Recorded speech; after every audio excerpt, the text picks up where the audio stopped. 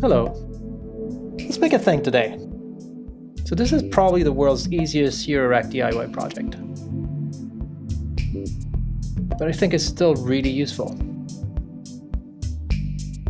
I call it Blinky Blinky. Now I don't own a modular system, but I have a lot of semi-modular synth, which also have CV patch points. So what you'll need for this project are two things. One, a monophonic or TS audio jack, and a bipolar LED. That's it. Bipolar LEDs are interesting, not because they have extreme mood swings, but because they react to both positive and negative voltage. So in this case, there's a red LED that will react if one leg gets a current, and there's a green LED that reacts if the other leg gets a current. In fact, bipolar LEDs are really two LEDs in the same package. It doesn't matter in which direction the current comes from, you'll get Blinky Blinky. The other part is the jack. Now, I really like this one because it's metal and you can remove the little spring sleeve because we're just going to have the LED coming out of the end. You can also add a resistor in the current flow if you want the LED to be less bright, but with my test I found that just wiring it directly works just as well and it's not too bright.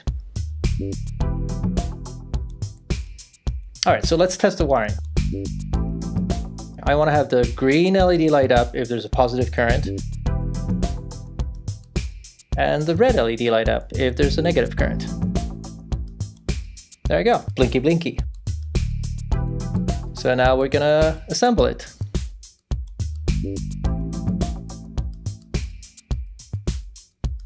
So I like to put flux on my joints. So put a little bit of flux and solder. Okay. By the way, this is probably the ugliest solder joint I've done in a while. But in my defense, you try to do this with a camera right in front of your nose.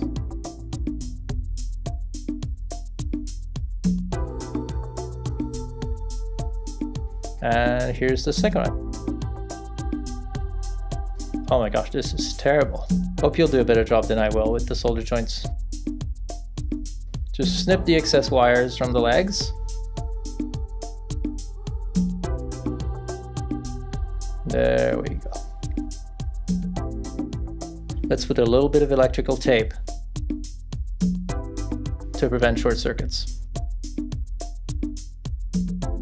All right.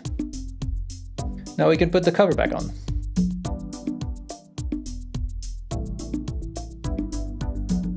And done. Told you this was an easy project.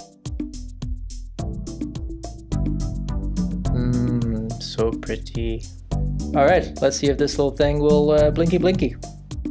All right. So we can have, again, with the milt, and that's with the clock signal, which is sends a gate. This is from an audio rate signal, so the oscillator.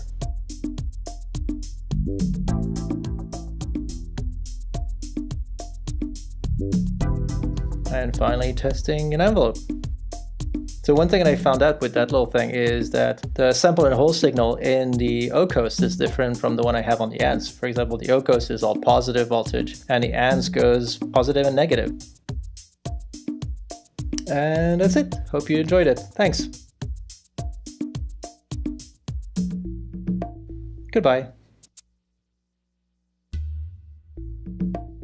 Goodbye. Goodbye.